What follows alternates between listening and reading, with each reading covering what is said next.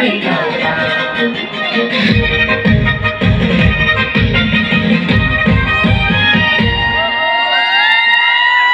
देश हामी सबै कसले किन्दियो भनेर उनीहरू आफै कमाउन सक्छन्, आफै रमाउन सक्छन् र आफै किन्न सक्छन्, हो किन भन्नुहोस् त। म मेरो छोरीहरू सम्पूर्ण छोरीहरूको लागि सम्मानको लागि ताली बजाइदिनुहोस् न एकचोटि।